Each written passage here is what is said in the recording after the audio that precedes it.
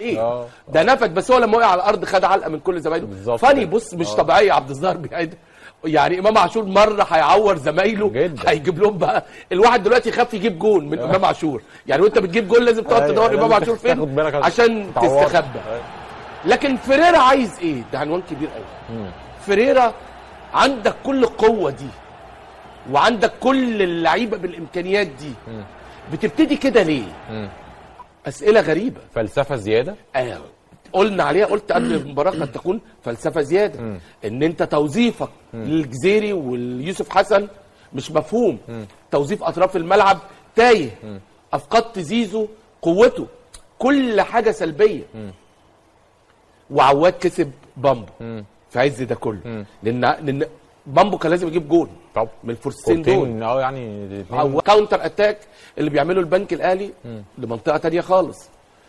كل ده ادى شيء من التفوق. الزمالك يستحق الفوز على الشوط الثاني، يستحق الفوز. البنك الاهلي اضاع فوز في الشوط الاول، اضاع فوز من الشوط الاول، ودي حقيقه المباراه وده جمال الكوره. صح. ان اللي ما تعرفش الوقت اللي تكسب فيه تقبل الهزيمه. وفعلا الزمالك فيريرا اشتغلت جينات الذكاء بتاعته في الشوط الثاني، واعتقد ادى مردود مختلف مع لعيبه الزمالك. فوز بالثلاث نقاط اللي هو كان عايزهم من الاول واللي كان بيلعب عليهم من الاول، العناصر بتاعته الهجوميه، الاطراف، العمق الملعب.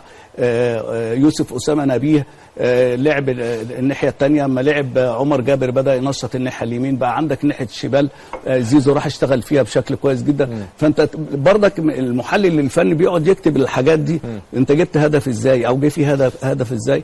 فانا شايف ان النهارده الزمالك اخر 10 دقائق، اخر ربع ساعه، وانا كنت بتكلم، احنا كنا انا وكابتن ايمن وكابتن عمرو كنا بنتكلم بين الشوطين ان الزمالك دخل المباراه متاخر.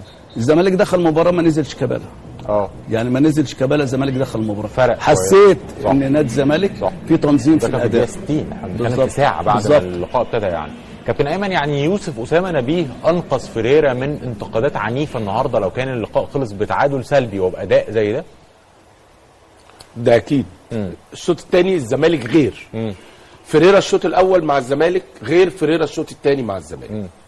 فيريرا بيصلح كل الاخطاء اللي احنا بالنسبه لنا مش مفهومه. توظيف اللعيبه، بتطلع احسن حاجه من اللاعب ازاي. ده فنك كمدير